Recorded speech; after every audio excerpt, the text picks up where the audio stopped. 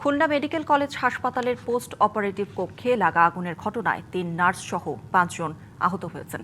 সকালে লাগা আগুন প্রায় 2 ঘণ্টা পর নিয়ন্ত্রণে আনে ফায়ার সার্ভিসের 10টি ইউনিট। ঘটনার পর থেকে পাইপলাইনের অক্সিজেন সরবরাহ বন্ধ রাখা হয়েছে। সরিয়ে নেওয়া হয়েছে আইসিইউ ইউনিটের রোগীদের।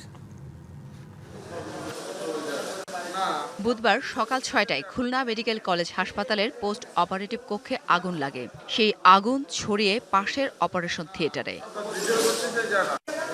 ঘটনার পরপরই পোস্ট অপারেটিভ রুমে থাকা রোগীদের বের করে আনেন হাসপাতালের স্টাফ ও রোগীর স্বজনরা। প্রথমে ফায়ার সার্ভিসের 5টি ইউনিট ও পরে আরও 5টি ইউনিট যোগ দেন আগুন নেভানোর কাজে। বিরাট আকারের শব্দ আর আগুনের ফুলকি আর ধুমা, এর জন্য কেউ ভিতরে আমরা আসতে পারিনি।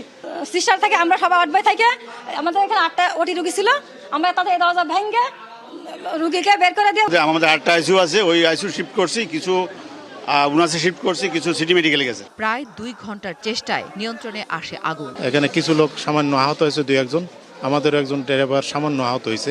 প্রাথমিকভাবে ধারণা করা হচ্ছে যেহেতু ওটা বন্ধ রুম ছিল, ওখানে ইলেকট্রিক লাইন ছিল, ইলেকট্রিক বৈদ্যুতিক দুর্ঘটনা করতে পারে। প্রয়োজনীয় ব্যবস্থা শেষে হাসপাতালের কার্যক্রম চালু হবে বলে জানায় হাসপাতাল কর্তৃপক্ষ।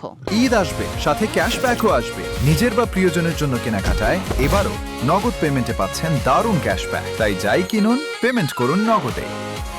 পোস্ট অপারেটিভের ওখানে যে রুমটা, ওখানে ধোয়া দেখেছে, তারপরে ওখান থেকে একটু পরে একটা জোরে বাস্ট হওয়ার শব্দ পেল। তারপরে তো সবাই আতঙ্কিত হয়ে সবাই চলে গেল। আমাদের নার্সরা ওখানে যারা ছিল, ওটির ওরা যে স্টাফগুলো জানালা দিয়ে বেরোচ্ছিল, ওরা কিন্তু আমাদের ওটির স্টাফ। তার মানে বোঝা গেল ওখান থেকে ওরা কর্মরত ছিল, ওখান থেকে ওরা বেরিয়ে গেছে, নামার সময় ওরা আঘাতপ্রাপ্ত হয়। হাসপাতালের মতো গুরুত্বপূর্ণ প্রতিষ্ঠানে কিভাবে আগুন লাগলো তা খতিয়ে দেখার চেষ্টা করছে কর্তৃপক্ষ।